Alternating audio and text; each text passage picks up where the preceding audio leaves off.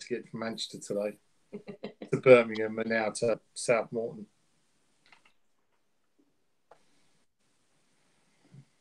And we are live.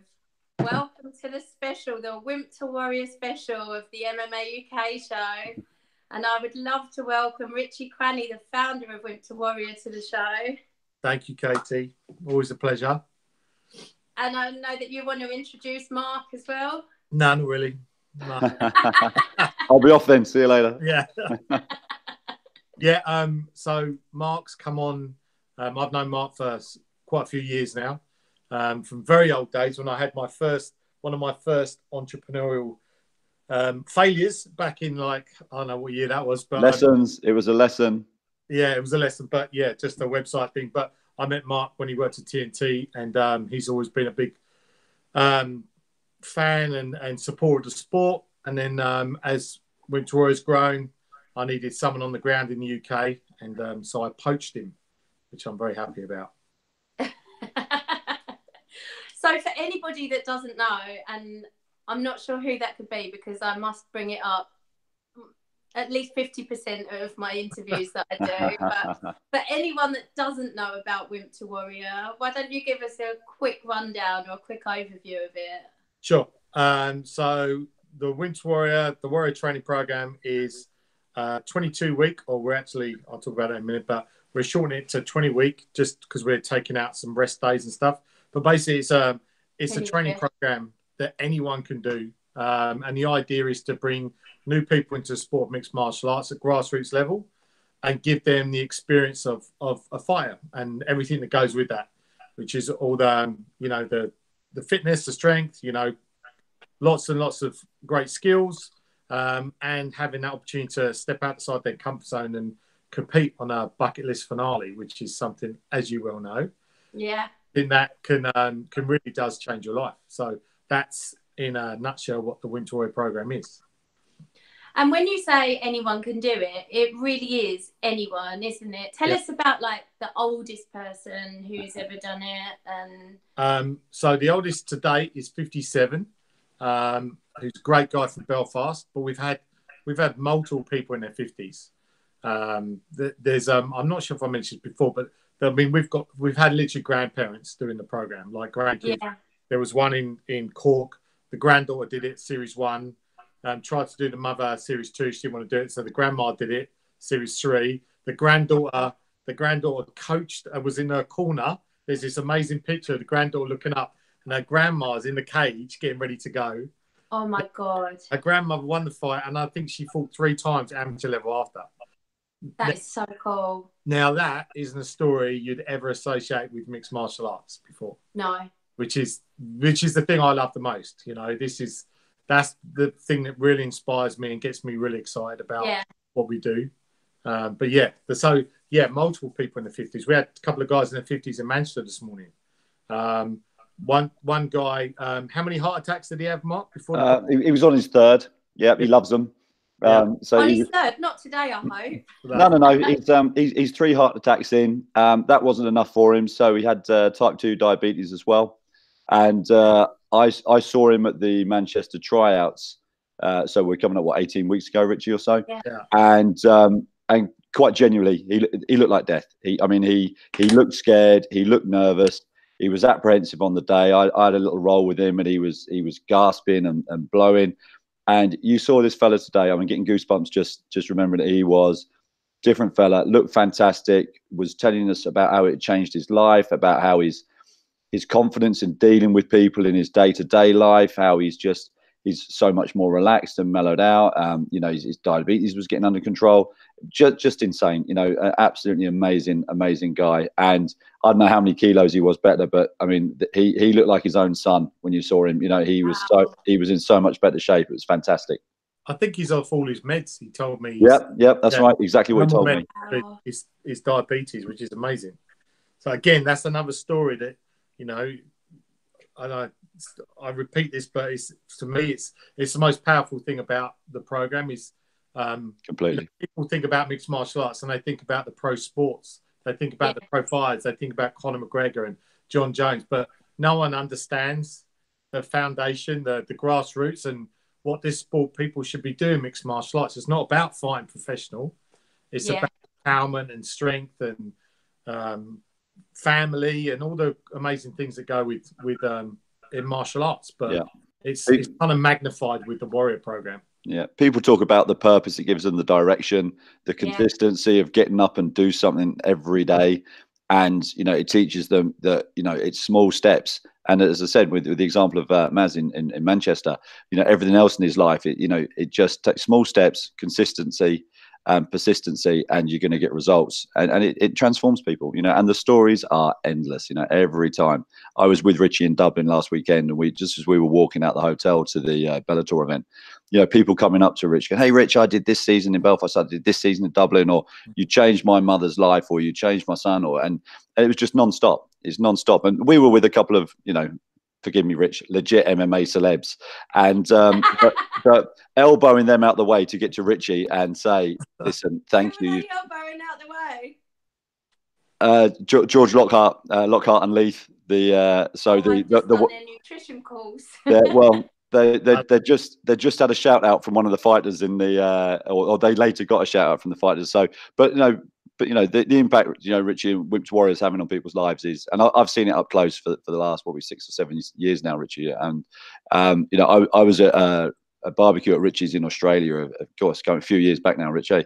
But the office of Wimp's Warrior was a desk, wasn't it, in your basement with it's kind of a dream thing on the wall about, you know, where it could go, and now 44 gyms, 7 countries, however many people you've got working at the head office now in Sydney. Yeah. It's insane, you know, to have watched it up close over the years as well and see where it is now. It's, you know, it's humbling and it's inspirational in equal measures. It's an incredible story. So what's your role, Mark? How do you... When Richie's had a bad day, he drops the elbow straight in, no messing around, and I just take it. No one can take these puppies, mate. Yeah. So I work as operations director for Europe. What does that mean? I work with gyms in the UK. Obviously, they're in Australia. There's time differences. So I'm bringing onboarding great gyms in the UK. Gyms, I talk to a lot of gyms, and you find one straight away that have the same philosophy, you know, that fundamentally what they love is that taking someone who's walked through the door saying, "Hey, do you teach martial arts?"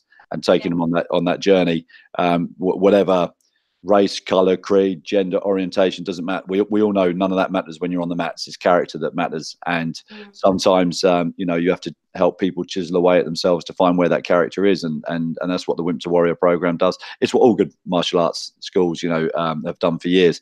And, but the beauty of MMA is, of course, that over the years, you send your kids to taekwondo or whatever else, they get that. But when people see MMA on TV, they don't look at that in the same way. Richie always gives a great example of, if you watch football on telly, you can go down the park and have a kickabout with your mates. If you watch MMA on telly, well, how do you get into that? Yeah. You know, and you know, and a lot of the gyms that you'll know, you know, the well-established gyms in the UK will say, well, we were all fight gyms to start off with because that's all you did when you did MMA, you fought.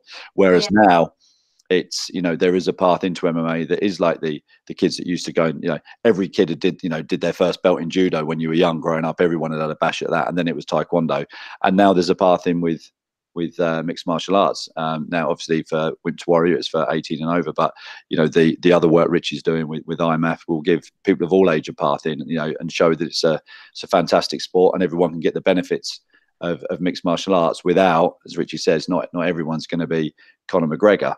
But you know, but everyone, you know, but there's a lot of Connor Smiths and the Connor Jones who want to give it a go, and their mums and aunties and grannies. So, so my job is to help bring those gyms on board, and it's fantastic. You know, you speak to people, and the moment you mention the grassroots, the love of teaching, you see for some gyms that the lights just come on. That's why we do it. That's why we do it. And I always refer back to the thing John Kavanagh said, you know, when there's no more trips to Vegas and the lights have gone and all of that's passed, he said the buzz of someone walking in saying, "Can you teach me mixed martial arts?" And yes, I can. You know, and that's the thing that lives on. All the gyms I speak to, the ones that sign up, that's the bit they get, and that's the bit they love. And it's brilliant. You know, I get to meet some incredible people. There's so many great gym owners in this country. It's a privilege. It's an absolute privilege. I'll work with them here, and I'll, you know, as we expand out, we'll work with them in Europe, work with them in Ireland. Yeah, SBG in Ireland doing a great job as well. Yeah. So, yeah, bring them on board, spread the message. Well, exactly what you were saying there as well about you being able, you know, football being really accessible in terms of, if you like watching it, then you can just pick up a ball and go down the park with your mates. That was kind of the barrier for me, because there wasn't anywhere at the time. I didn't even really know what I was Googling. I just liked watching it on telly. I was trying to find somewhere, but how do you know if you're going to, you know, it's quite a big thing to just walk into a gym that you've never met before, especially as an overweight, older girl. That's quite a tough thing to overcome. So, and the other thing for me is I knew that I wasn't going to be a natural at it. So going somewhere once a week, I thought I could be 85 by the time I'm ready to have a fight. Like, is this even worth it?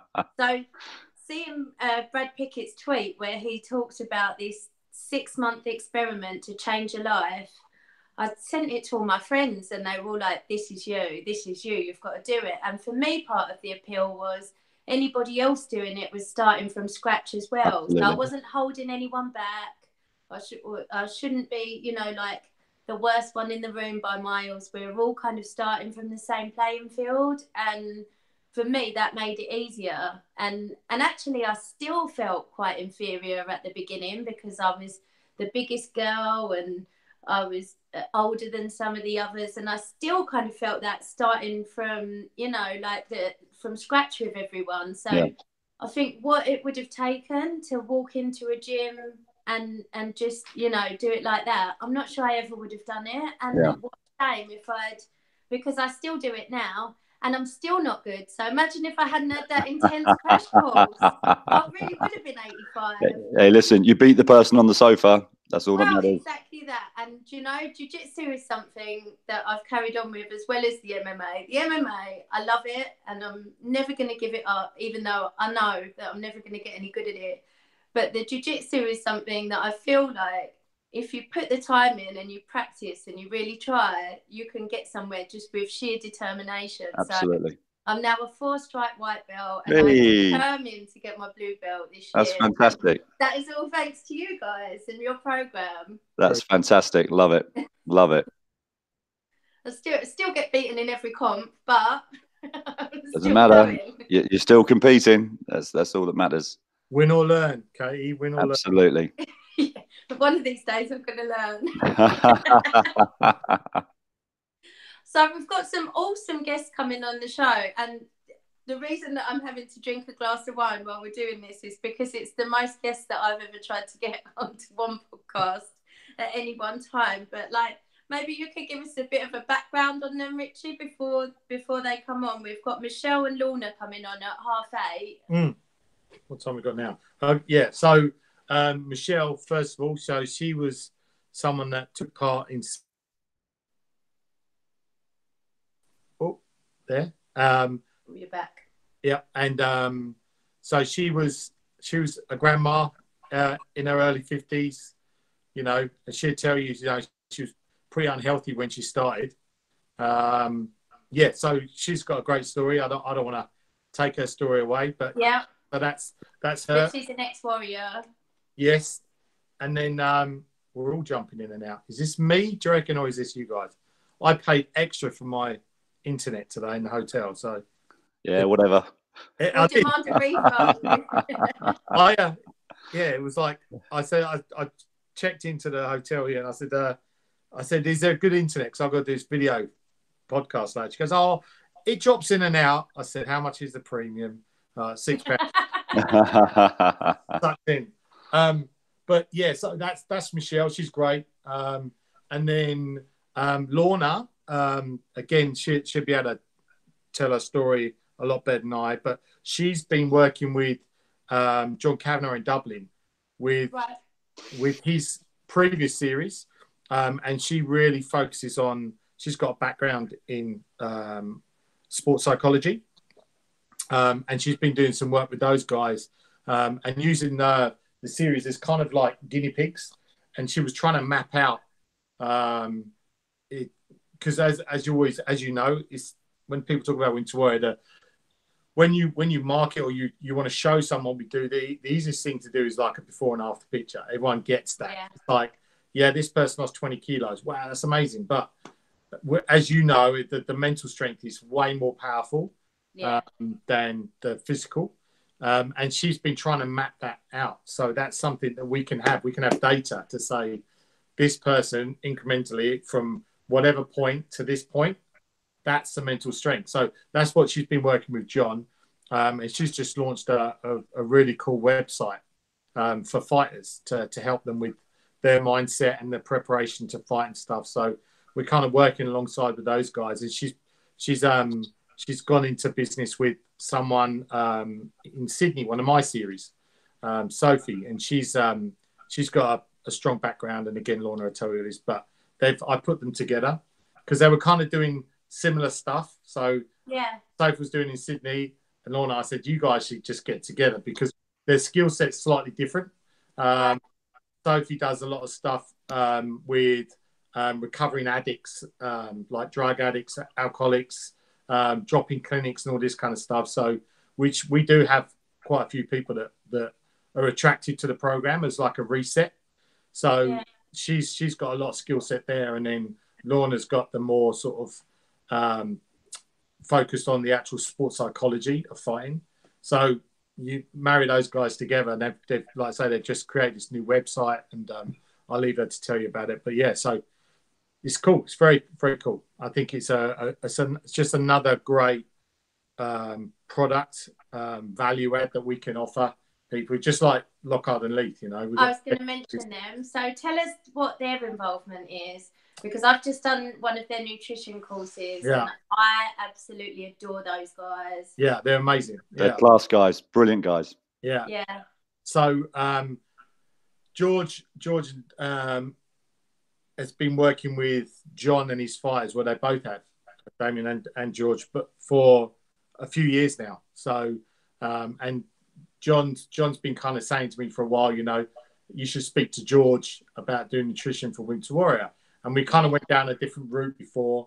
That didn't kind of work out. And then, so me and George have been kind of playing phone tag for about 6 months now. And you're the busiest men in MMA. Yeah. Oh, unbelievable. Yeah. So anyway, we eventually got to chat. And then we met up in Vegas for Conor Khabib fight. And which met you as well. And anyway, we just hit it off. We just, you know, when you connect with someone, I'm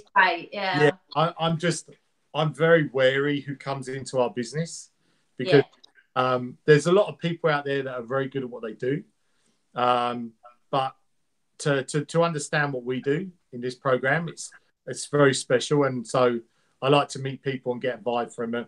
And John said to my business partner Nick at the dinner table, he told me later, he said, watch Richie and George, they're like brothers from different mothers. You watch. We sat down this dinner and we were just like, blah, blah, blah, blah. We just non-stop talk. So we got on really well. He loves what we're doing. He's obviously really well known. He's the biggest in their business. Lockhart and Leith, they're the biggest in the business in terms of the pro fighter nutrition. But you know, there's only so many pro fighters, and there's a lot of people that could really use their help. So they want to really transition to more mainstream. And Winter Warrior is the perfect platform for those guys. So yeah, we got together. They're now the official nutritionist for nutrition partners for Winter Warrior globally. So what does that mean? If you're a Wimp, how do you access the Lockhart and League nutrition? So you know, as you know, our training program is split into two halves. We do half and half. So you do the first half, which is all about strength and conditioning, getting you fit and getting you ready, and then you go to fight camp. So the first half of the program, they get a nutritional guide, which George has signed off, which is our original one.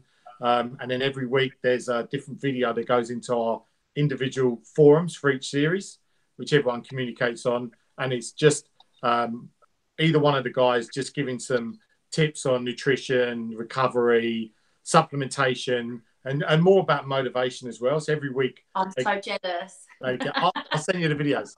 Get a new video, and then once they hit fight camp, they've got this new platform that they've white labelled for Wimp Warrior and really tailored it to us, where you can go on. I mean, there's plenty of websites like this, but this is really designed for what we do.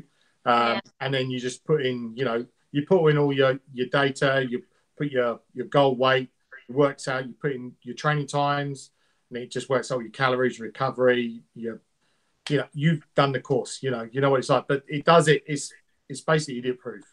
So two things from my point of view, what it does for us is, one, it provides, there's no excuses, It's when people are on the program, I don't understand, the coaches are too busy. No, it puts the onus back on the people, and I think that's really important. You've got to own your journey with this. It's very easy to kind of play the blame game sometimes. So that puts the onus back on the guys as well. And then it frees up the coaches to really concentrate on training the guys for the fight, and they don't have to get as involved with the nutrition. So I think it's brilliant. I think so every series that started this year, January onwards, they all get the Lockhart and Leith nutrition stuff. So very cool. We've got a couple of questions come in, so I just want to get those in before anyone else joins us. Ben Cameron, one of the coaches from my series, says hello. And Michael says he loves Michelle that's coming on. Hi, Ben. Peter wants to know, are there any countries that you're not in at the moment that you'd like to take Wimp to Warrior to? I think you'd like to take it everywhere. If you spin a globe, spin a globe. Yeah, where shall I start? I've got a list here. Look, there are some. Everywhere we go, there has its challenges. The simple ones about going into mainland Europe is everything has to be translated. I've been looking to go into Portugal for a long time, but it needs a lot more time and effort. So I need someone on the ground that can put the hours in and get that sorted. So now Mark's come on board. I think we're going to really push into mainland Europe. I met someone in Cork on the Cork series who's Russian, funny enough, and he was like, if you want to come to Russia, he knows all these gyms, and I'd help you do the translation and do the introductions. But my head kind of explodes when I think about that, because I don't have the bandwidth at the moment. So, which is like I say with Mark, we're heavily involved now. We've really grown into US and Canada. I'd like to go, Brazil, Mexico, the South American countries would be one for me. And then Asia is a big target for me. I'd like to think that end of this year we'd have at least 1 or 2 series in Asia, and then I've been approached by the Middle East countries as well. IMAFA, they're having their finales in the Bahrain. There's lots of opportunities there. So, is there any countries that I want to go in? Yes, heaps. Iceland as well is another one. Love that. Yeah. Gunny's gym. Yes. We were out with Gunny's dad for dinner the other night and talking, and they really want to do the program there. But it's illegal to have amateur MMA fights there at the moment in Iceland. So there's all these challenges, and until IMAF, gets everyone on board and we get recognised as an official sport through the Olympic committee, etc., we're always going to be battling. We're going to new territory. In the US, every state has different rules, So, I want to have the same rules no matter where you do the program. It's going to come under IMAF, amateur rules. But you've got to have these conversations everywhere you go. So it's not as simple as just going, I want to go in this country. There's a lot to do.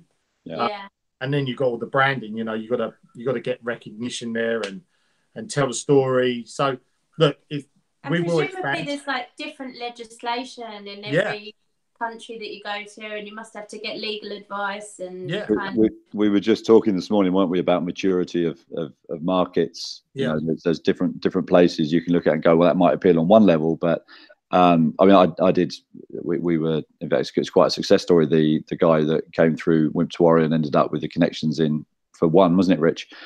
Just going off a bit of an angle, but so I was in Malaysia for 4 years. I lived there, so I was heavily involved with mixed martial arts in Southeast Asia. So I worked, I sponsored one fighting championships, Malaysian fighting championships, stable of fighters that fought on one, what is now just one. So I know the infrastructure there pretty well. So logically, that might be a move, you know. But yeah, like you say, there's different things. There's who's in that market already, and trying to, you know, you want to work with people. You want to amplify the market, you know. So there's picking your battles or picking your markets. Sorry, is a better expression. But there's just so much opportunity. Like Rich says, your head explodes. You know, you've got to have some sort of criteria about where you're going to go. And there's cultural aspects as well about how people might view, you know, going in at a grassroots level. In here, we have a very there's a clear need when we understand the difficulty of walking into the gym for the first time. Are other markets at that space? Would people even consider it, or are they a few years behind where we were in our progression? You know yourself, 10 years ago, would you have been Googling MMA? You know, so we've got to just think about where people are at their stages. Yeah. And there's still, I said it this morning, there's geographic work you can do, but there's also demographic work to get out of the way first, you know. So you could, in this market, there's still huge demographics to make inroads into, to get more people through the doors in this country as well. So it's a multifaceted answer. Yeah. Oh God. Michael Stewart's actually retracted his message, which he didn't have to do. He was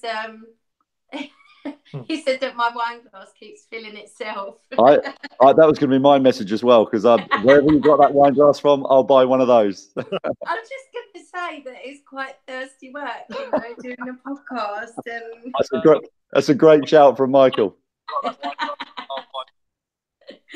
And one more question. Yep. If you could change one rule in MMA, what would it be?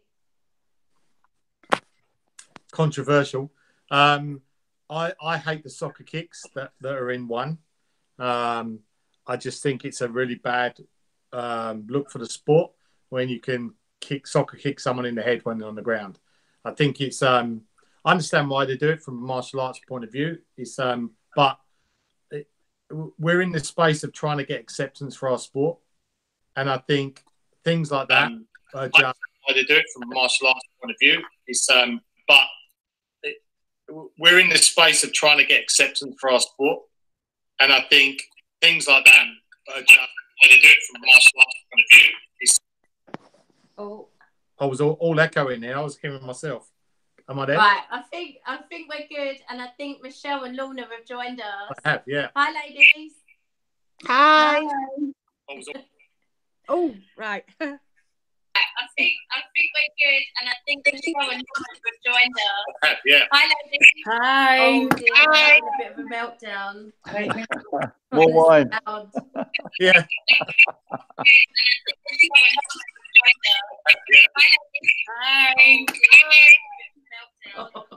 Hi. Right.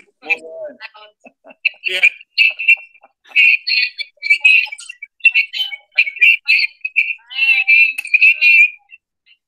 I'm sorry, guys. Bear with me. It's all right.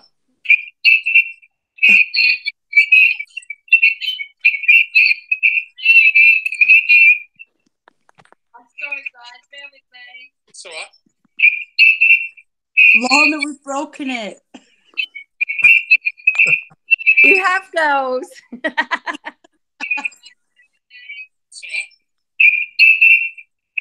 we've broken it. Oh no. You have girls. We messed it up. Good. Oh no. We messed it up.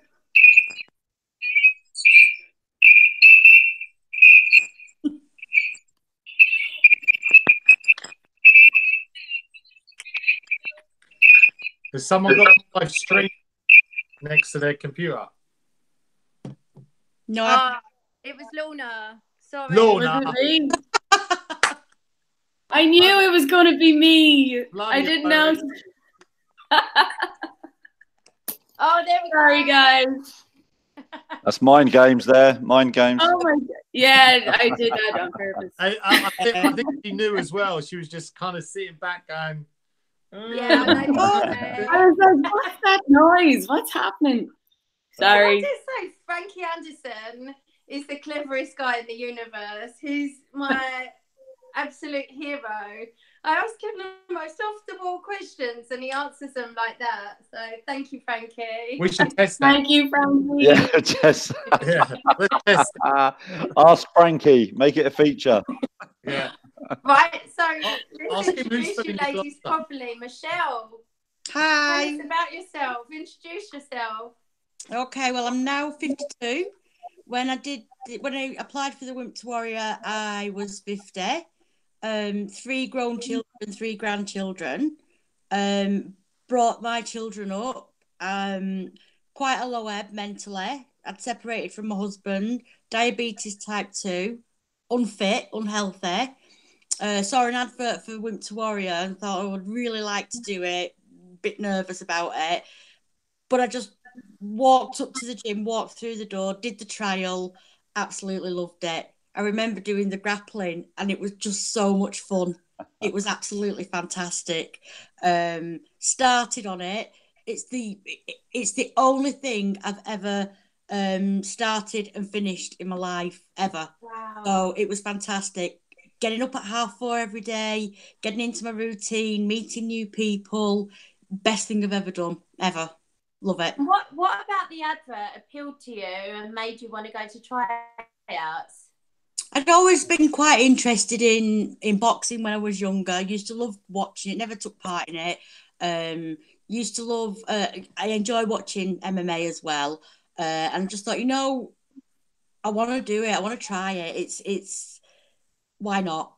I've got absolutely nothing to lose. As I say, the biggest obstacle, I think, was actually getting through the doors of the gym because you have this perception of people. They're all going to be healthy. They're all going to know what they're doing. They're going to look at you as if to go, what is she doing? What are you thinking? Absolutely nothing like that at all. Nothing could have been further from the truth. Everybody is so friendly, so supportive. The support that I've had from family, friends, strangers, unbelievable. Absolutely fantastic. Life-changing. And it's like getting, I don't know about you, but for me, however many people are on the season, that's how many instant new friends you've got. Oh, almost, it's like family. Yeah. Yeah. Yeah, we're all still in touch. Some of the season 1 boys, 4 of them, are going to take part in the season 2 finale in a couple of weeks. So we're all revving up about that at the moment. Bit of banter going on. Michelle was spying this morning. She was spying. I did a good job as well. Well, you've actually had some fan mail, Michelle. While we've been on the podcast, you've got a few comments. Michelle's such a humble, lovely lady. Our series mother hen, total respect, and hard as nails. #Supergran. Supergran. That's my nickname, Mother Hen. I can't help it. I just tend to mother everybody. Don't even realise I'm doing it. Hitting the face and then, sorry, you okay? And are you still in touch with some of the warriors you took part with? All of them will regularly chat. We have our own little group. I went to a grappling competition on Saturday and Carlton, he was competing. Yeah. So that was good. Yeah, we're in touch.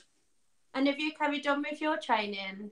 I struggled. I had an injury on both knees and I really wanted to continue. And I have to say they've only just properly healed. So I've just signed up now to a local group near me. Because of the distance, it's difficult to get to FCPC, just mileage and things like that at the end of the day. Yeah. So I've found one local to me now and I'm ready to go again. But I also want to do the Wimp Warrior again next season. I wanted to do it this season, but I say with my knees and with work commitments and money, because I'm on my own now, obviously, so money's tighter, I couldn't do it. But in a way, I'm glad because it's given me that breathing space. And I can't wait to do it again.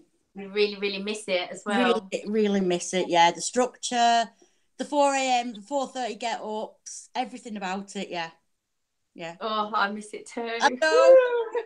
This morning to see Richie and it just brought it all back and it was just, can't wait to do it again, yeah.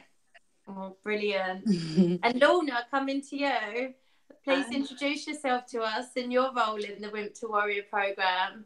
Yeah, so hi, my name is Lorna Lawless, and yeah, I'm a psychologist. So 2 seasons ago, I was chatting to John Kavanagh, and he was telling me about Wimp Warrior, and I was looking at doing a few coaching sessions with them, to go in and just kind of. Originally, I came in at the end, towards the end of the series, when the nerves are all very high, coming up to fight night. So John had said, could you come in and have a chat with a few of them about performance anxiety and stuff. So it just kind of went from there. I was blown away by everybody I met, and was really taken by their journey and the mental toughness that they had begun to develop.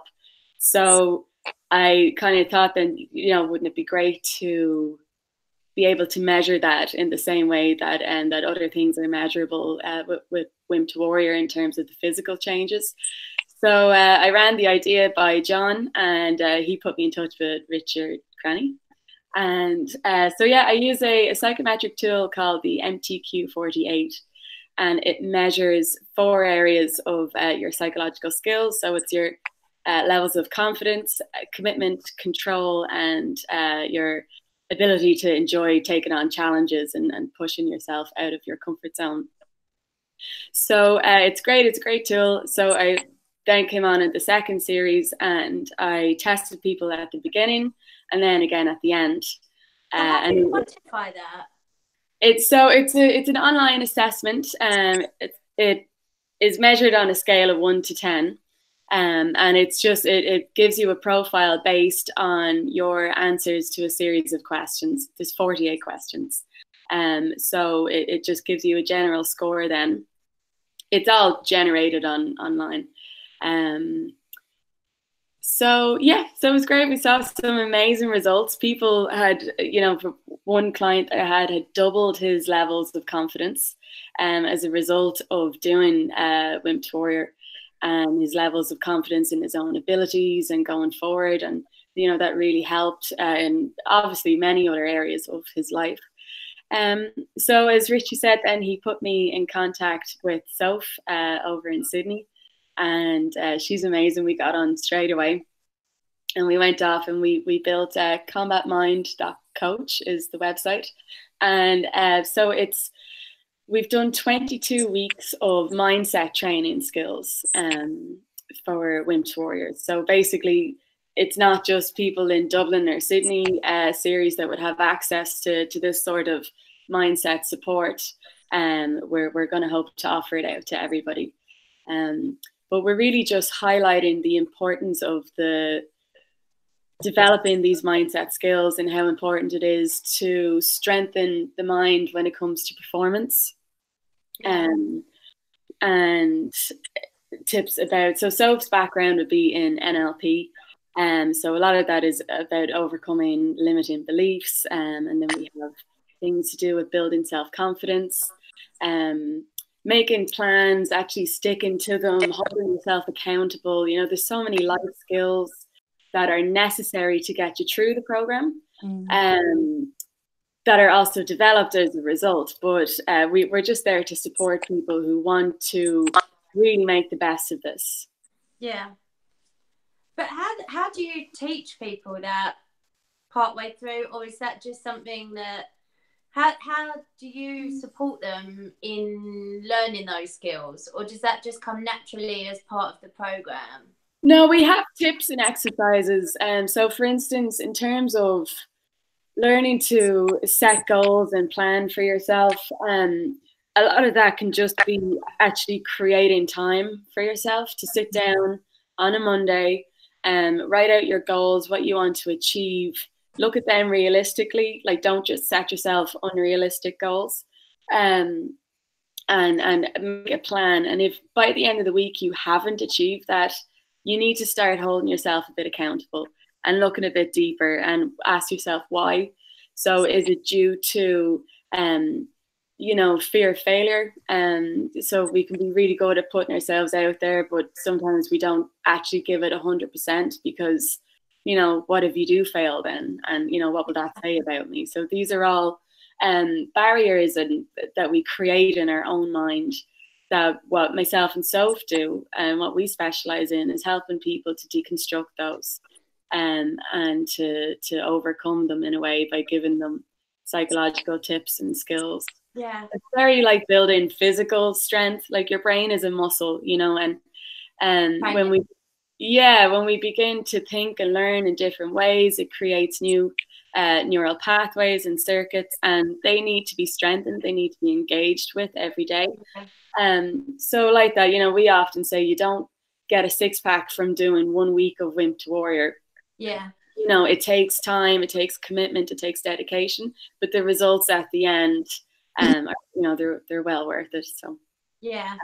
And Michelle was saying just a minute ago that this is the first thing that she's in her life that she started and completed and finished.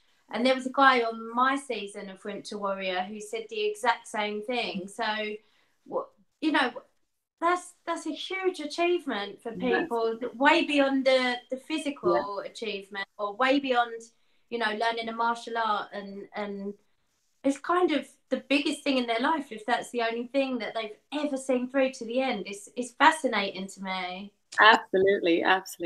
Sorry, the mental benefits of doing Wimp to Warrior are huge. Obviously, the physical benefits are training, but the confidence, the inspiration that it gives you is massive. And for me, that was one of the main things. As I say, I was quite mentally poorly when I started, so it was kind of like a healing process, I suppose.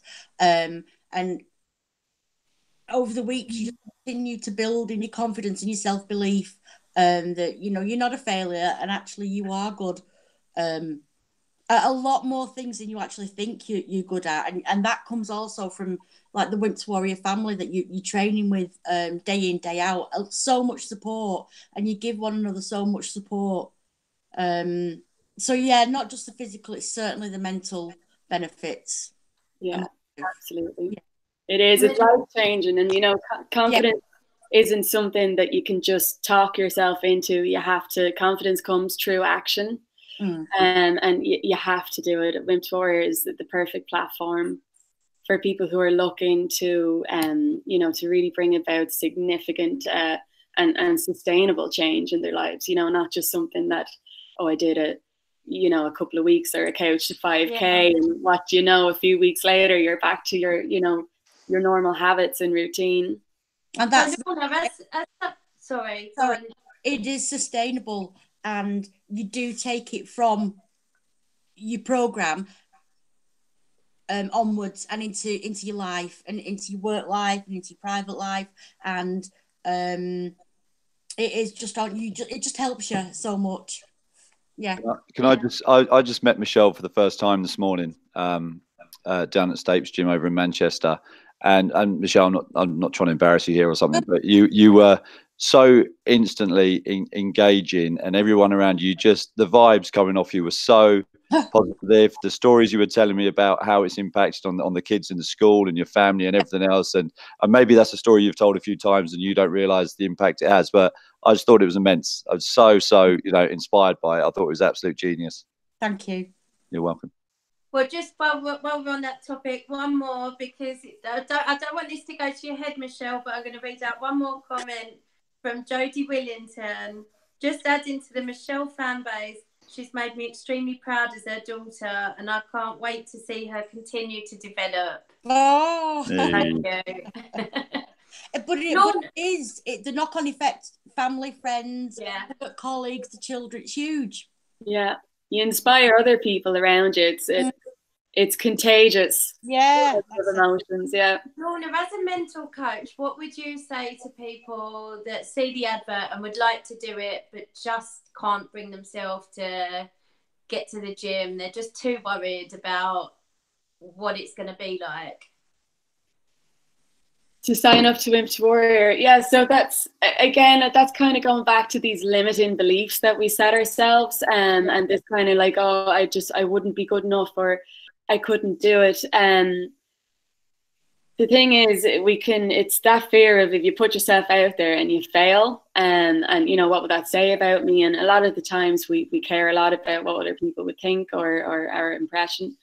what I would say is to people is that, you know, you only get this one life, and make the most of it. And we don't create happiness or well-being through sitting back on, you know, and observing the world. You have to go out and do it. And it's the same with, as I said, with self-confidence. So if your issue is that you don't feel confident enough to go forward and achieve your goals or your dreams or what you want to from life, you're never going to. Like, that confidence is never going to come knocking on the door. Yeah. You have to go out and find it. So if it's change is something that you really want in your life, it's something that you just have to do it. There's no other. It's like ripping off a Band-Aid. You know, it's never just going to come to you. Confidence comes through action. You have to take the first step, and even if you just inch forward every day. And if someone like that has seen the advertisement for Wimp Warrior, and they think that's something I'd really like to do, but like, what if I look silly, or, you know, like that, the age thing, or my weight, or whatever. At what point do you actually want that to change? Yeah. You have I know we're going to have a few more guests joining us in a minute, and we're going to have to let you ladies go when they do. But I just wanted to, there's a guy that's written in, and he's asked, is it really possible for any ability, age or size of person to do Wimp Warrior? And I know this guy, and he's in his 50s, and he was very overweight, and he's lost almost 4 stone already. Whoa. Just like, if I can, to just get like a really short sentence from all of you about your thoughts on whether he or anyone could do it. I'll go. Yeah, absolutely. It doesn't matter what size you are. Doesn't matter what age you are. Just do it. If it interests you, just go through the door. The regret of not going through the door is bigger than the fear of actually going through the door of the gym. And the perceptions that people have of gyms, they don't need it. Everybody's welcoming, everybody's friendly. So just do it. Age, size, it's irrelevant. It doesn't matter. I agree. Yeah, I second Michelle's comment. Just do it. That's the only way to overcome it, is through action. Take that first step. And I'd just add to that every single person in every single gym has felt exactly the same way at one point. Yeah. And they took the step, and they'll be delighted that you made the step as well. 100%. Yeah, I'll just finish on that as well. I mean, it's the thing with this is people, you know, all those things you go in your head, you know, I'm going to be the unfittest, I'm going to be the biggest, I'm going to be the heaviest, I'm going to be the oldest. But with Wimp Warrior, pretty much everyone in the room is having that same thought. They're all there because they feel they need to improve in some way. They're not walking into a room of athletes. You know, that's the beautiful thing about the program, is everyone rises together. So everyone has that same feeling. So you're not alone. Just walk to the door and join. That's at that baseline. Everybody starts at that same level. Yeah. Yeah. And one more question for Lorna before you go. This is such a good point, and I didn't even think about it, but is there a programme in place for the following months after the finale? This comes from one of the London coaches. It's so true. I felt exactly the same.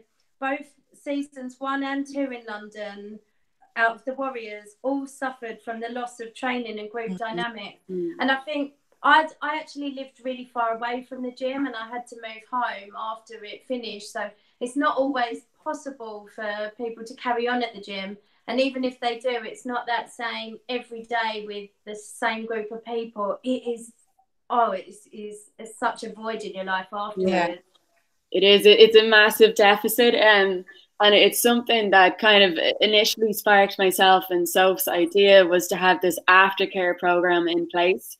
Because like that, you're going from the highest of highs to the lowest of lows, you know, and what goes up must come down. And not only that, you're then missing that social support, that connection that you've built. So yeah, that's huge. We are looking at putting together an aftercare program that would be an add-on to Combat Mind. And what that would do, what we aim to do with that, is to have it as a community-based level for everybody to keep in touch. we also have ideas about just being able to help people to keep on top of the mental skills that they have developed from Wimp to Warrior, and to be able to roll that out. And, you know, how are you using that now in your life, in work? What way are you planning? What goals are you planning? How are you still committing to them? Because you know you can do it now. Yeah. You know, you've developed those skills. So we are, with myself and Richie and Soph will have a further chat about that. Brilliant. Thank you so much, ladies, for coming on. Guys. Thank you. It was amazing to have you. Thank you. Bye. Welcome, boys. Can we welcome Colin and Christian to the show? Hi there. How you doing, guys? Hi. Good evening, guys. All okay? You've got some shady light in there. Yeah. Sorry, it's not the best, is it? Hang on. No. Yeah. Okay. You can play it while I'll carry on talking, Chris. Yeah. So good stuff. We finally got there in the end. Like, in terms of joining this Hangouts, I've never used it before, but yeah, we got there. I'm happy.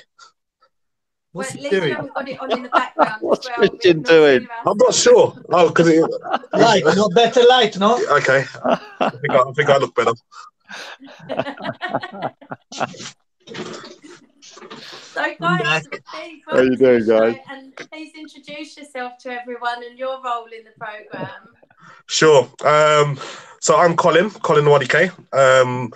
Just sitting next to me is Christian Ivaldi. We're the owners of New Wave Academy Training Centre. We're an MMA, Brazilian Jiu-Jitsu, kickboxing, boxing gym based in Croydon, South London. And yeah, we're very new.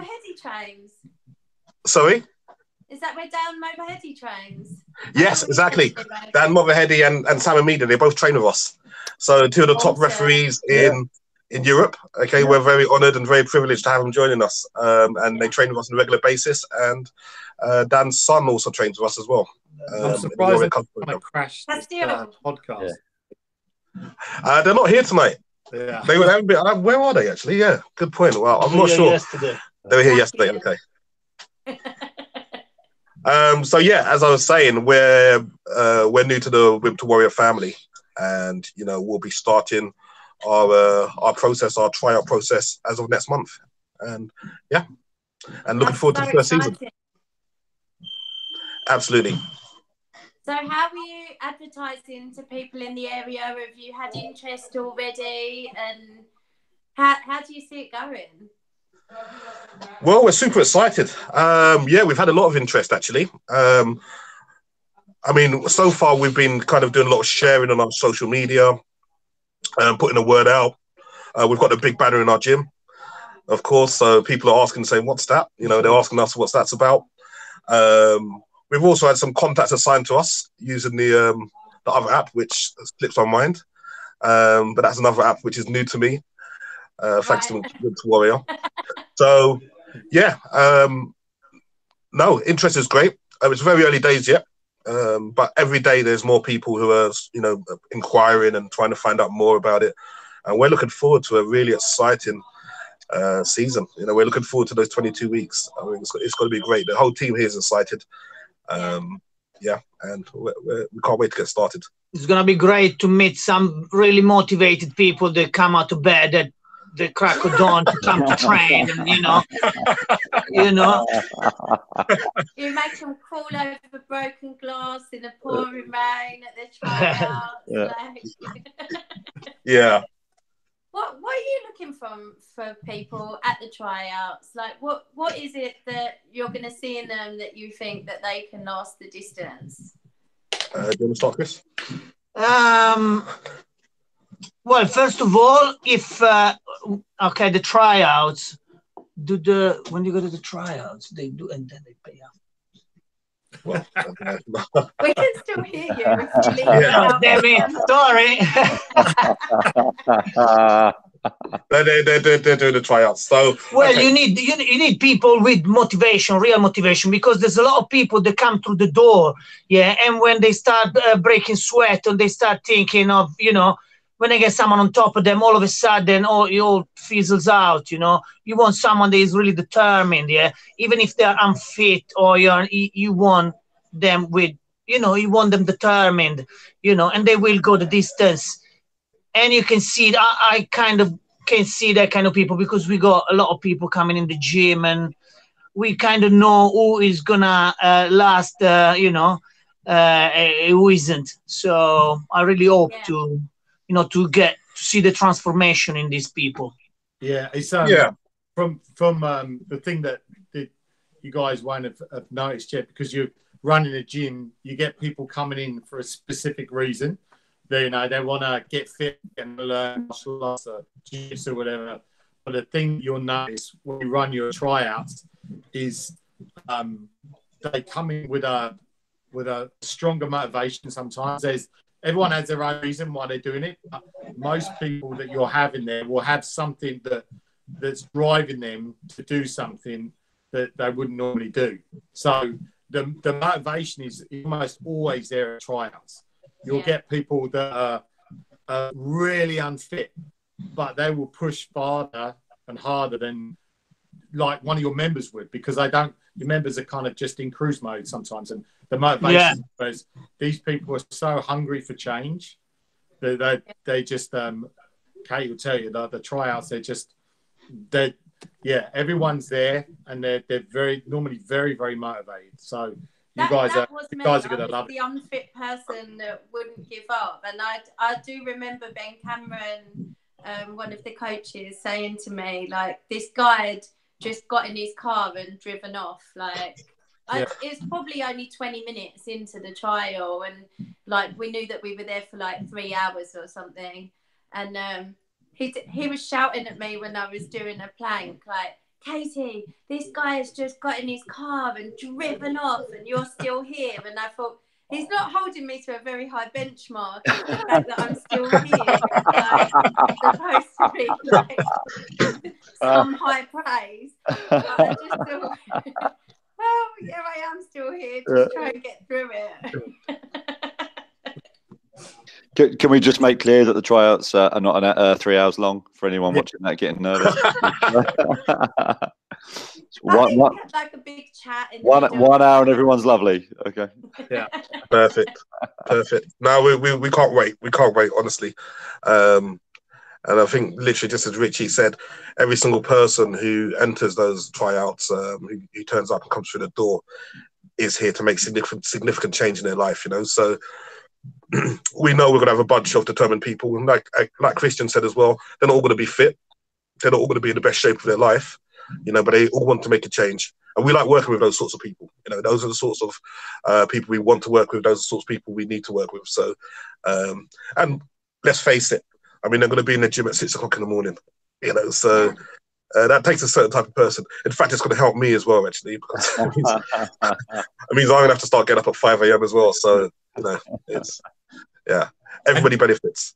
And from a coaching point of view, guys, you'll know as well, those kind of people, the ones that are really unfit and unhealthy and, you know, they're mentally damaged for some reason, they're the ones you want to work with, because they're, from a coaching point of view, that's where you get the most reward from, you know. For so sure. That's why I love running the program so much, because it's, from a selfish point of view, it's the most rewarding coaching job I've ever done on the, you know, and I've been coaching for a very long time, and that's it's brilliant, so cool. And someone new joined him. I think we've just had Andrew join. Andrew, are you there? Brennan. He can stay quiet for a minute. Yeah. Because once he starts He's put himself on mute, actually. You'll never hear the last of it. Yeah, we better get in.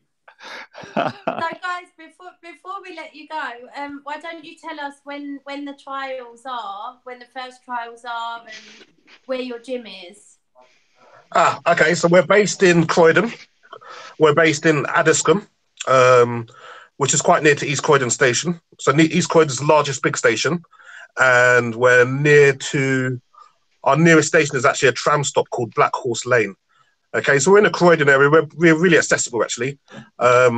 Very simple to get to. And let me just double check the date of the first tryout. It is in March. Can you go to it's on mind? Go to the WhatsApp group. Yeah. Give us a second. It's been moved, isn't it? The original date's changed, yes. So Let's just get there. Building the suspense. Building the suspense. Wait there. Hang on. It's coming. Drum roll.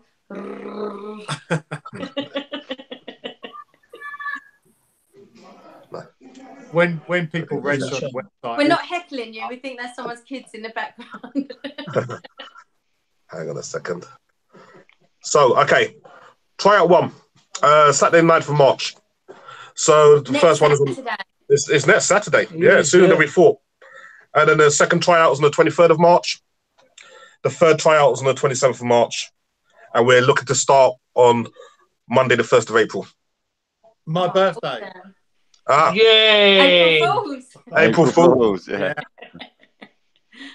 No So, problem. yeah. Wow, that has really clicked off really quickly, actually. So, but we're ready and we're looking forward to it. Yeah, nice. Guys, thank you so much for joining us and telling us about that. And good luck with the trials. We're going to post the details in the comment section after the show. So everybody get yourselves over to Croydon for the trials. Excellent. Thank you very much, guys. Thanks for joining us, guys. See you guys. Nice one. Bye, guys. Bye-bye. Take care, guys. Thank you for waiting, but I think Dean and Andrew are now with us. Hello. Oh. Hello. Hey, Ange. You all right? How you doing? Hey, guys. Oh, who's got their phone in portrait? I can't tell who it is. Could you turn your phone sideways? Who's that? Whoever hasn't got their phone sideways. Yeah, perfect. So, I'm sorry, I don't know who's who. Andrew's in red. He's got his earmuffs on. Yeah. It's cold in Scotland. You better believe it. It's always cold in Scotland. So you're Even when it's Dean. warm. Yep, that's me. Excellent. Well, who wants to go first, introducing themselves and telling about the story? I'll go first. Okay. Yeah, go on, Andrew. Hey, I'm Andrew. Andrew Brennan. I did season 1 in Dublin. Was sitting in a car park one day, seen or heard the announcement for it over the radio, and just felt that it was a perfect fit for me for what I was looking for. I just kind of jumped at it, not really knowing what I was getting myself into, and absolutely loved it. Kind of, even now when I think back on it, it was kind of I'd kind of finished playing football maybe a year and a half before that. I was kind of 34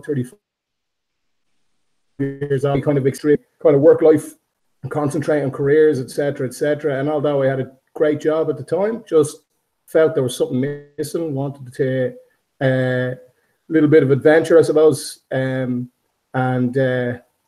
jumped at it. Was a little bit apprehensive, and once I was there, I was thinking, why would you want to be anywhere else? And that's the way my mindset has stayed since. So what did the advert on the radio say? It was actually John Kavanagh, and maybe it was just kind of, he was being interviewed and he just mentioned about what it was, and you know, everybody's kind of fear is starting something, but I suppose getting somebody to kind of start collectively with you made the whole thing less daunting, I suppose. Yeah. Especially at 35, you know, you didn't want to kind of walk in somewhere and everybody's looking at you thinking, you know, you're 15 years too late, pal. Oh, that's exactly what I just said earlier on in the show. It's incredible. So yeah, and when we did the trial, like Richie was actually there the first day of the trial, and like it was the toughest thing I had ever done in my life, certainly in a couple of years. And for the 3 or 4 days, maybe 5 days afterwards, I remember asking a colleague that I worked with, was it possible that your skeleton moved inside your body, because I genuinely didn't feel well for 5 days. Don't put people off. We're trying to attract people on this show, you know. I think it's more of a reflection on how out of shape I was, more so than how tough it is. It's like Irish tendency to, work with the truth there. I think it got more about being a hypochondriac. Yeah, exactly. But tell us how you overcame that hardship and how it became such a joy It's for just you. about turning up. It's just about turning up,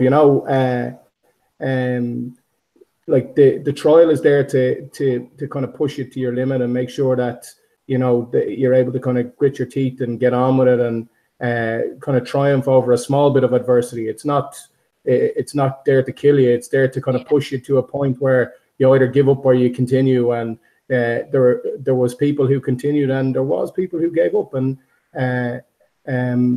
I remember at the day of the first trial, Richie, I don't know if you remember this or not, but there was a guy walked out the door after 10 minutes and you pulled his paperwork. And the reason for doing Wimp the Warrior at the time, his reason was he wanted to show his kids that you never give up. He walked out after 10 minutes. So that was kind of a motivating factor for me after that. It was kind of like, well, I'm not going to give up. So I bit down hard and just went for it and kept going. And when it was over, I think I checked my emails about 600 times a day to see did I get accepted. And when I got accepted, when I got accepted, then I think I bought what was left in Sports Direct because I had no training gear up to that point, and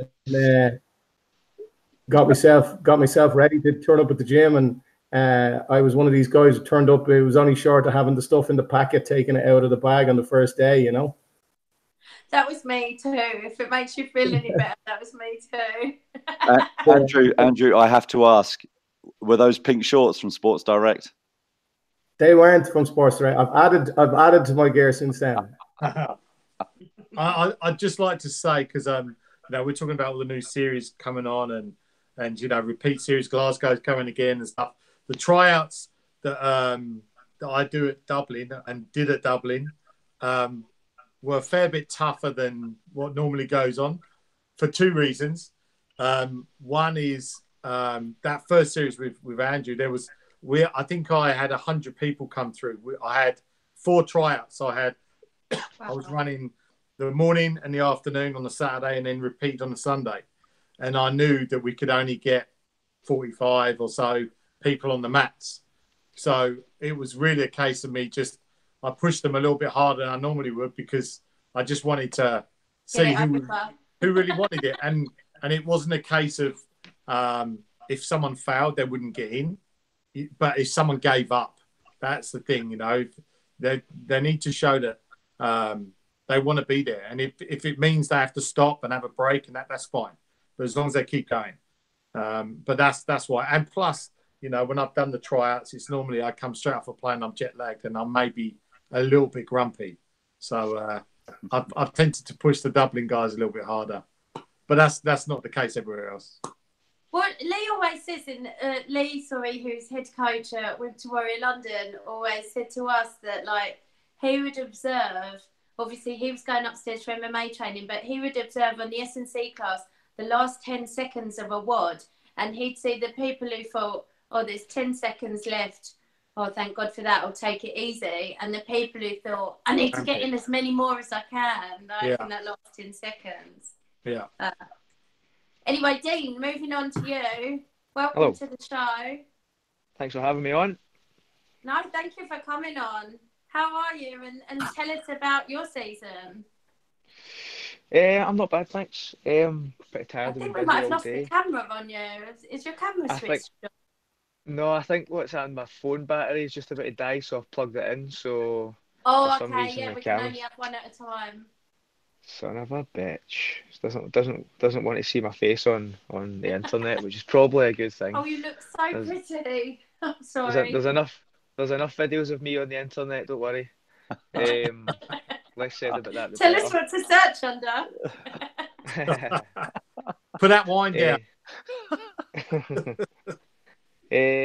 So I coached season 2 in Glasgow. I didn't really know much about Wimp to Warrior, to be honest, when they did the first one in Glasgow. My coach, Paul McVeigh, did the first one. Unless I didn't really know much about it, so I wasn't, to be honest, particularly interested. I was just doing my own thing elsewhere, and then I was in early morning coaching a couple of days a week when the classes were on, and I would just I would just see the same people over and over again, and I'd stick my head in sometimes and watch them spar. And a couple of my friends were actually, one of my friends, Jerry, sorry, was doing the series. So I would just kind of stick my head in, and then it was quite cool. I just kind of saw people gradually getting better, and I would see them. I would recognise them coming into classes at night and stuff, and I was like, oh, this is quite cool actually.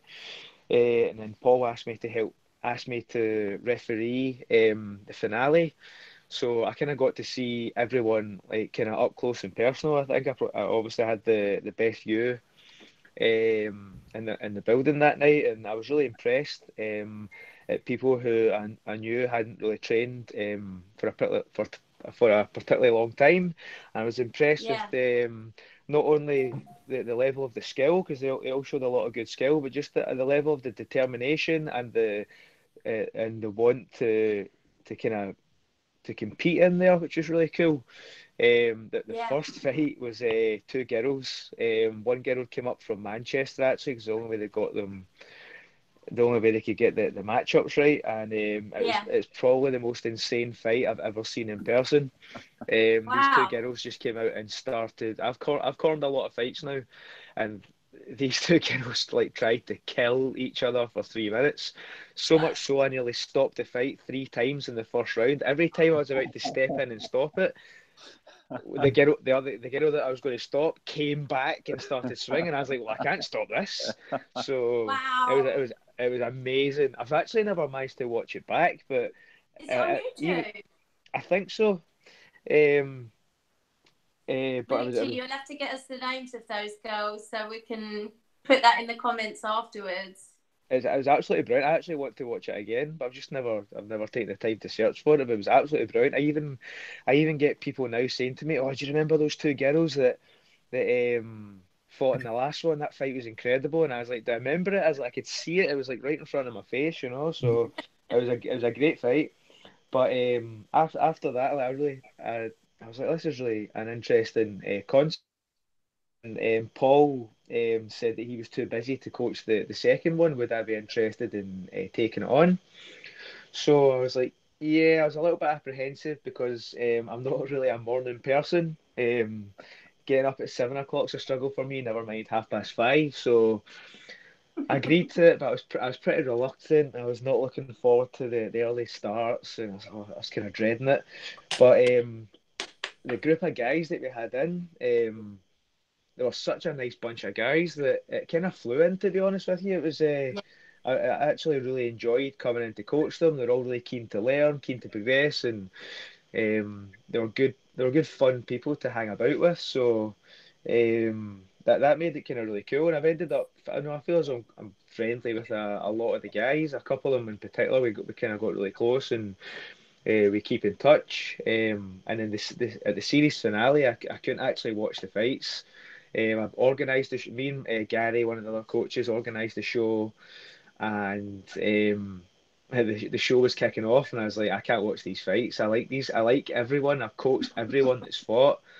I can't watch these fights. So I just went back and I just went backstage and I just tried to make myself busy. I was helping out at the bar. I'd help kind of warm people up. I was just trying to do anything to just like not watch the fights because I didn't want to see all these guys who I like punch each other in the face. And I was like, I've been doing this for like 10 years. Do you know what I mean? I've had a bunch of fights myself. I've coached loads of fights all over the place. And these fights, I was like, I can't watch these. I just couldn't watch it. But from what the guys that I got cornering the fights, like the assistant coaches, Reese and Terence, they were coming back and telling me, oh no, they did really well, the guys did really well, this fight was really good, and they tell me bits and pieces before the next fight would go out. So it was really good, just a bit of a kind of weird feeling at the end.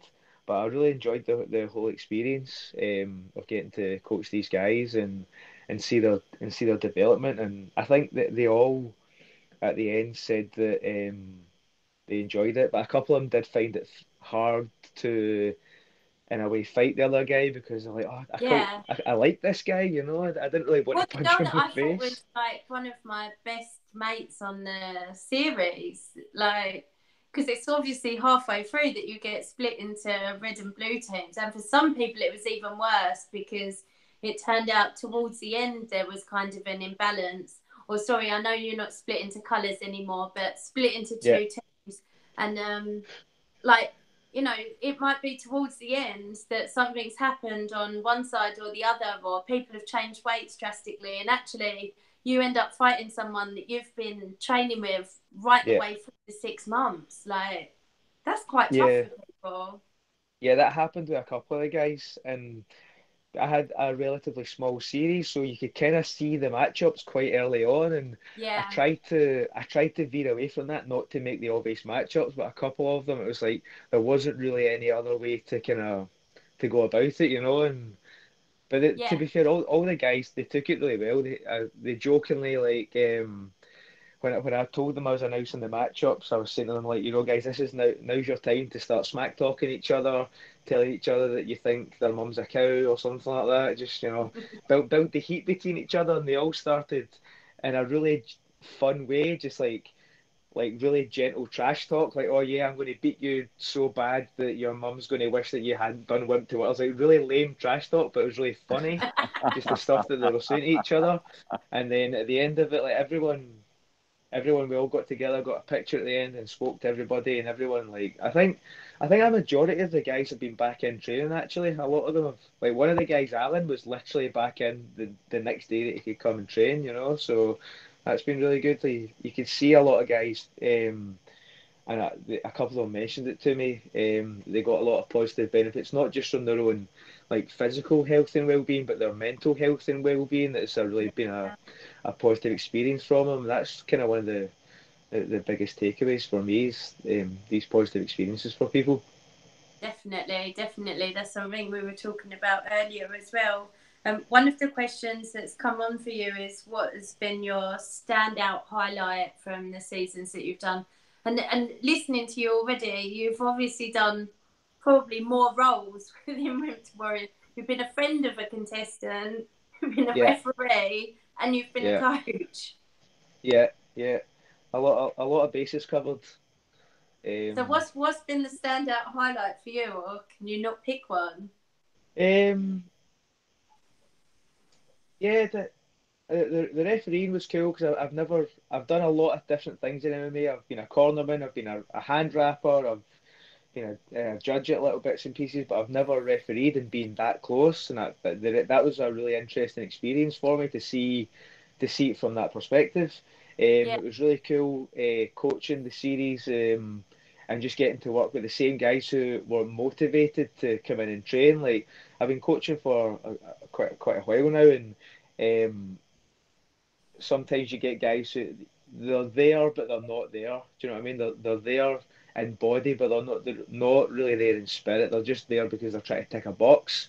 Whereas all these guys in the morning are like, they've made that effort to get up in the morning to come in, so they're all like listening to you. They try and if they ask you for advice and you give them advice, you see them trying to apply it. So that's a really nice thing as well. It's a frustrating thing in coaching if someone asks you for advice and you give them advice and then you see them still making the same mistakes and not like, what was the point in asking me for advice? But all these guys would try and apply what you said to them, you know. So I suppose that's really kind of just the whole experience has been good for me so far. I'm looking forward to doing the next one. Awesome. Andrew, it looks like you've rejoined us. Sorry. Good to have you back on. Yeah, I had to go in through my phone, my laptop. I don't know what's going on with it. It's just kind of died a bit. It's better anyway. You hear me, yeah? Yeah. Yeah, we just thought we've been heckled from the background, but yeah, we can hear you. Yeah, my son doesn't take direction very well. I was asking him to be quiet there. He just decided to answer it. He gets that from his dad. So would you get him into martial arts, Andrew? Sorry, say again? Will you be getting your son into martial arts? Yeah, he does jiu-jitsu down in SPG. How old is he now? He's 4. Start them young. Yeah, I really wish I'd started that young. He's already got a tip on his belt, which is one more than his dad has. So keep at it, Andrew. Keep at it. yeah, he trains. The kids program in the gym is pretty awesome. There's three classes a week for kids that are between 4 and 6. He only does 2 jiu-jitsu classes. He doesn't. There's MMA as well, but he only does 2 jiu-jitsu classes. So he loves it, though. Absolutely loves it. Awesome. So when are the next series of the Glasgow one, and when's the next series of SBG starting? We're about 5 weeks away from finale on season 4. Oh wow! Yeah. So what date is that, and that's where is it? That's on the 5th of April in the Green Isle Hotel in Dublin. It's in Clondalkin in Dublin. It's the first time we've used the Green Isle, but it's looking like we're going to have close to 1,000 people at it, and it's going to be an unbelievable night because, believe it or not, it's actually going to be the biggest amateur MMA show in Ireland this year. Fantastic. Oh my God, the biggest amateur MMA show in Ireland. Mm-hmm. That's incredible. It's one of the big... when's the next Glasgow show happening? So we're looking to kick off the next Glasgow series on the 29th of April. So I'm just kind of in the process just now of organising the tryouts. So we'll probably do that at the end of March, beginning of April. And then kick off at the end of April. So when you know those, we'll definitely advertise them on the MMA UK page. So let us know when you've got dates for those trials. We'd love to. I'm finding it my personal mission to get as many people in the world doing Wimp to Warrior as possible. It honestly is the happiest time of my life, and I know it's changed so many people's lives around. And actually, it's a really interesting question from Ben Cameron earlier about the mental side of things after it finishes, because that is the one thing that I've heard from warriors. I don't know what you felt, Andrew, after it finished. If you felt like there was a bit of a void not going there every day. So I actually looked after season 2, like kind of ran season 2 for John, because John Cavanagh's obviously really, really busy, and I kind of took the lead of kind of lead mentor on the series, and then stayed on for season 3, and I looked after season 4 as well. And before everybody starts, I always give them a kind of get everybody in maybe the day before, or kind of maybe 2 or 3 days before the start, and I give everybody the same talk that, start making a plan for what you're going to do when it's over, because if you don't and you focus solely on the finale, then when it's done, it leaves like a Wimp to Warrior shaped hole in your life. And some people, are able to cope with that and, find a different outlet. But for me, it was really important that, I stuck to what the regime that I was in, getting up early, getting my training in. One of the big things for me at the time was I was allowing people that I worked with kind of dictate to me that, you had to work extra hours, you had to stay late in work. If you wanted to proceed with your career, you had to do this. And I realized, through the Wimp to Warrior process that, I didn't want to do this. I was doing it because somebody else told me that I had to do it. And I was counting the hours till I got home so I could get my gear and go back to the gym. And then I was going to bed early so I could get up early and go to the gym. And all the hours in between where I was going to work was just, was killing me. And what the Wimp to Warrior process kind of taught me, and, try and find something that makes you happy. A lot of people out there doing jobs they don't like. A lot of people out there in relationships they don't like.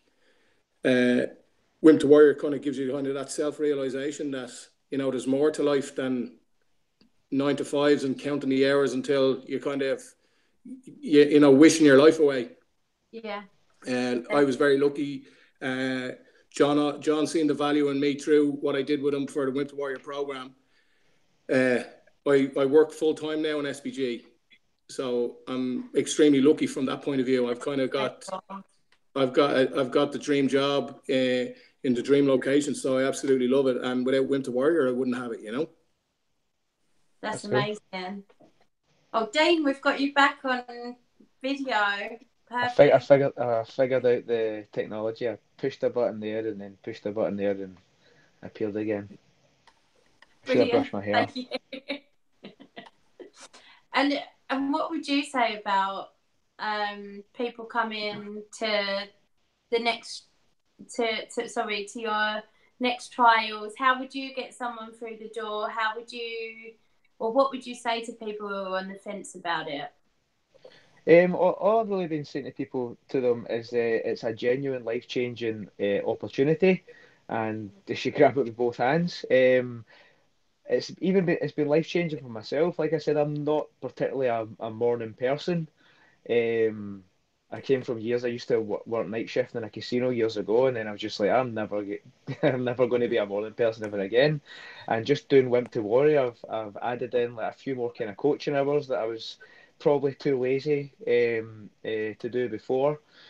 So I can vouch for the fact that it's life changing myself. You know, I feel much better now getting up first thing in the morning, coming in and getting something done, and just from witnessing people do the course, just seeing how much they got from it. You know, I'm not a bullshitter. I won't write anything on my social media or anything that I don't think I can back up. And I do believe that signing up to the Wimp to War is a really positive experience. It's something that I think I probably, if it had been about when I first maybe got into MMA, I would have maybe done it myself. And as one of the coaches said to me the other day, a lot of people start doing MMA because they want to fight and they want to do a fight. If you go to almost any MMA gym, it's probably going to be like a year or something at least until you get to fight. This is kind of a cheeky shortcut to get a fight in a way, and you're not going to be matched unfairly. You're going to be matched against someone the same level as you. So if competing is something that you really want to do it, and it's almost a cheat code towards competing. You get basically almost private coaching. You get a full diet plan. You get a lot of different experienced coaches to help you out, and then you get to compete on a really well-run show at the end of it. Where is against this a similarly matched person? Warrior finale? Where is the show?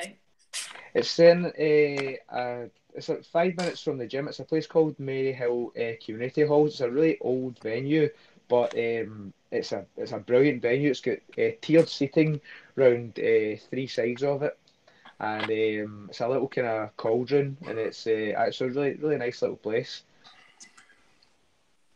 Awesome. So we're kind of getting to the end of the show.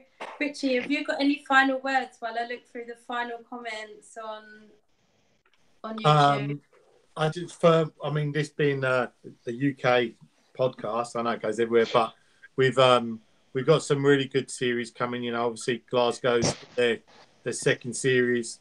We've got South Morton, which is in Oxfordshire. They've got their first series coming up. We've got another gym in Birmingham, which is a really cool gym. I was there today, which is the Combat Sports Centre. Combat Sports Centre. Thank you. Well done.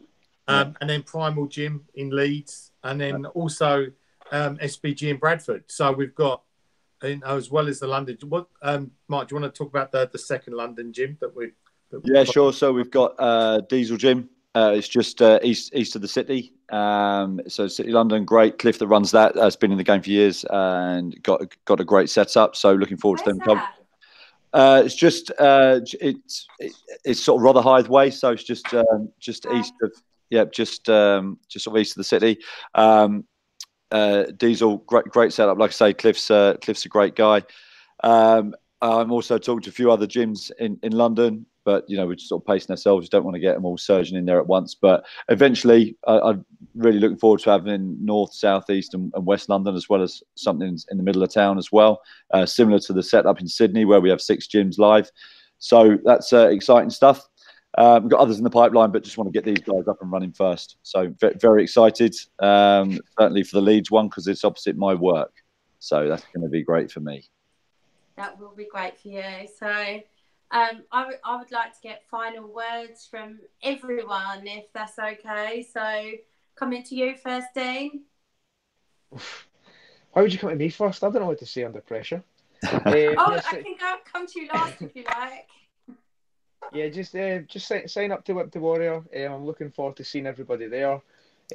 Hope to have some good fun at the tryouts, and then looking forward to a strong series. Thanks, Dean. Excellent. Andrew? I suppose last thing, before we started this season, when I got a phone call just before the trial started, and a guy said that his anxiety was so, the anxiety killed him in the car on the way up, and he couldn't bring himself to come through the door. The irony is that if he'd come through the door, it would have fixed his anxiety. It's one of those things, I can't speak of it highly enough. If you'd come through the door, I guarantee you're going to have the absolute time of your life. Yeah, true. Yeah. Mark? I'd echo just what Andrew said and what we've been saying all night. And that is, people look at the training, they think it's hard. They look at the fight and they think it will be hard. None of that's as hard as the first step, walking through the door. And you walk through that door and there's a room full of people just like you, can't wait for you to come in. And they'll all share their story. They'll all share their journey. And their journey is going to be just like yours. So get on and do it. They're waiting for you. True. And before I come to you, Richie, I'm just going to read out the last comments. So Colin again saying, good luck with the finale in Dublin. Amazing. And, oh, God, there's actually quite a few. Oh, this is rude, Dean. Somebody commented that they preferred you off camera. It's only Peter Knox though, so don't worry. Hey, he's no fucking oil painting.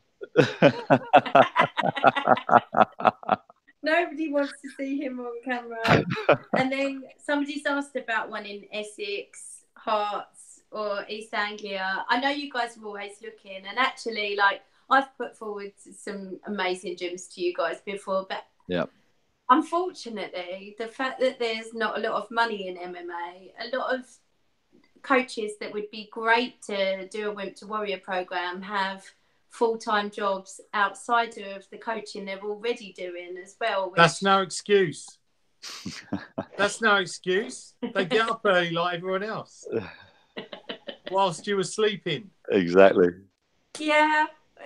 I think it's cool when you're doing it. I think if I was just running season after season of it, I might find it quite challenging. Oh, I think gosh, there's more coming through. Just quickly, Kate, just very, very quickly on that one with the coaches, right? Yeah. There'll be coaches out there with preconceived ideas about this, the same way there are potential people going to try out with preconceived ideas. If you've got a preconceived idea, get in touch with us and talk to us, and we'll let you know what it's really about. Great, yeah, good advice. And finally, how do we get to see it? Chris Gadden, I'm really sorry, I don't know what you mean by it. Finale, perhaps, I think he's referring to. maybe it's finale he means. Oh, okay. So, how people watch it online, or... I know that wasn't one of the Australia ones you put on Fight TV, or one of them has been on. Yeah, we've streamed a few. It's up to the gym at the end of the day. Right. So some gyms will stream it, some will record it and play it later. But yeah. Yeah. Okay. And somebody else asked how many seasons there have been. Well, there've been so many seasons in so many cities. What's the furthest through you are? It must be somewhere in Australia. How many seasons in are you? Nine in the original series that I started. It's on series 9. Wow. Yeah. But yeah, I should count up. You know, I should count up, but it'd be a lot. It'd be a lot. It would be a lot. Brilliant. Well, so Richie, finally, Richie, we've been coming to you. Any last words? Sorry, Andrew, what was that, champ?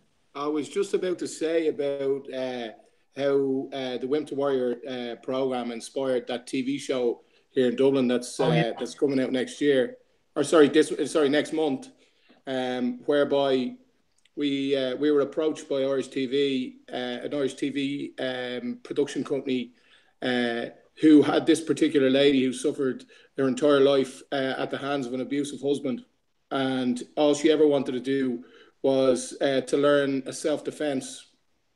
And in SBG, we offer a free self-defense class for ladies on a Saturday morning. And she came to us and she said, look, I'd like to learn a self-defense, and we're going to record it for TV. And John Kavanagh at the time said, look, we've no problem. We'll do that for you, no problem. But it's not going to make for great TV if she's just going to come in and learn a different version of self-defense every Saturday morning. We can turn this lady into an MMA fighter in a short period of time using the Wimp to Warrior program. So we did once. We reduced it down to 12 weeks where she trained twice a day because we were limited for time. She was a 53-year-old woman, and on the first day she came in, she cried seeing somebody else get hit. Jeez. Right? And by the end of it, 12 weeks later, she made a walk, an incredible walk. I can't wait to share it with everybody when the TV show comes out. She walked with absolute confidence to the cage with her hands held high. She fought a girl 24 years old and lost on a decision. But there was times in the fight where I thought she was done, and she just bit down on that gum shield and went for it. And if it wasn't for the fundamentals through the Wimp to Warrior program, I can't say that we could have done what we did with her in such a short period of time. Amazing. What's her name and what's the show called? Her name is Emma Stafford, and the show is called Wingman, and it's hosted by Baz Ashmewe, who did a TV show called 50 Ways to Kill Your Mommy. It was big on Sky One. Oh, yeah. I know that, yeah. And we got very close. Emma still turns up to the gym today. She comes in every day, maybe every second day. She's a yoga instructor, so she gives free yoga, and I give her free pad work. So we're still very close. So the TV show's out next month, but there's nothing will show you what the Wimp to Warrior program is about other than this.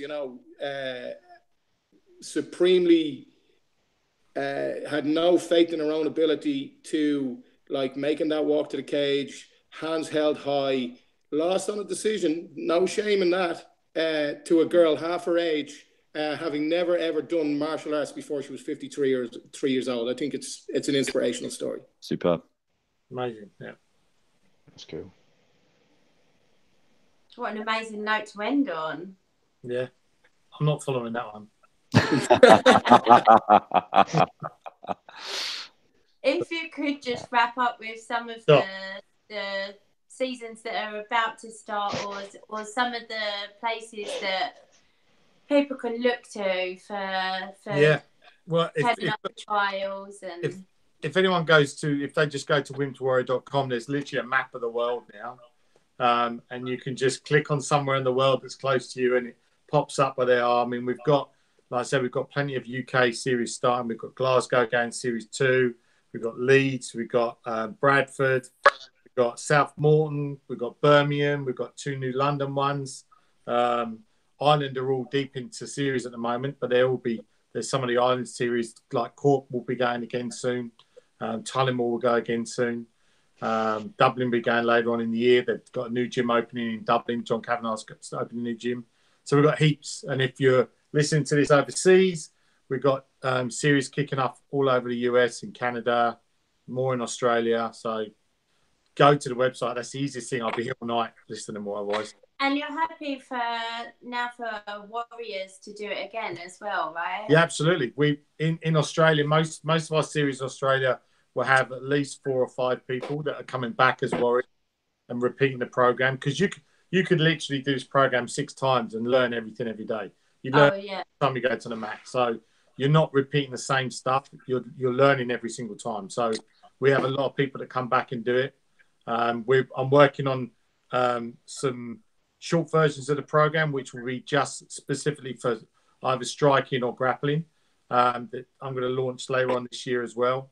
And all this will sit under IMAF, which is the International Mixed Martial Arts Federation, which we've been recognised by as a training program that they've got a new syllabus coming out, which will be to get Olympic recognition, you have to have a progressive training system, a belt system, and Wimp to Warrior's program has been recognised for their first level. So people will be able to go into that belt system of MMA as well through Wimp to Warrior, which is amazing. That's awesome, and I really love that. That's another part of what we were talking about, that kind of progression from beyond Wimp to Warrior. Yeah, what to do next. For people to know that it's the beginning of something. Okay, the finale might be the end of something, but it's also the beginning. Getting that belt, that first IMAF belt, will be, the start of a journey. Yeah. People put too much emphasis on the finale.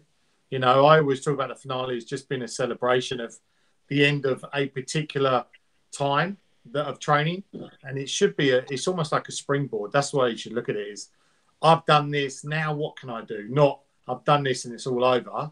You should be like ready to take on anything at that point and look for the next challenge. And we've got more programs coming out. People can stay in the gym, they can go in the IMAF pool system, they can compete or not compete, it doesn't matter. But what they learn about themselves in that 22 weeks should springboard them into the next exciting adventure. That's really what I want people to get from this program. Oh, 100%. Again, a really good note to end on. And thank you so much, everyone, for doing this tonight. It's been amazing. Wimp to Warrior was a huge part, still is a huge part of my life. And I can't stop ramming it down everyone's throat that I meet. And I'm sure when I was doing it, I thought I was quite bad when I did the marathon, but that was nothing compared to when I was doing this. Fortunately, this is a bit more interesting, and even my clients at work, still 2 years on from my finale, they still say, "Are you doing that wrestling thing still?" So at least it can't be that annoying, but it's an amazing program, and it does change lives, and it's just, I can't say enough good things about it, and I'm so glad that you all came on to talk to me about it tonight. Thank you for your support as well, Kay. I really appreciate it. I know you're helping people, inspiring people to do the program, which, they'll be able to come back to you in 6 months' time and go, I heard your show and I did the program, and, you'll be able to attribute your part of your journey, their journey to your support for Wimp to Warrior. So thank you. And I'll see you Saturday night. Saturday night, Richie is going to be at Rise of Champions in Brentwood, because it is the only place to be this Saturday. And if anybody in the whole of Essex has any questions on Wimp to Warrior, where they can join, where they can learn, come up, speak to me or speak to Richie at Rock, and we will sort you out and we'll give you all the info you need. And we're also going to put in the comments section of this interview all of the links to join everything. Yeah, brilliant. Thank you, everyone. Thanks, Casey. Have a great evening. Thanks, guys. Take care, guys. Cheers.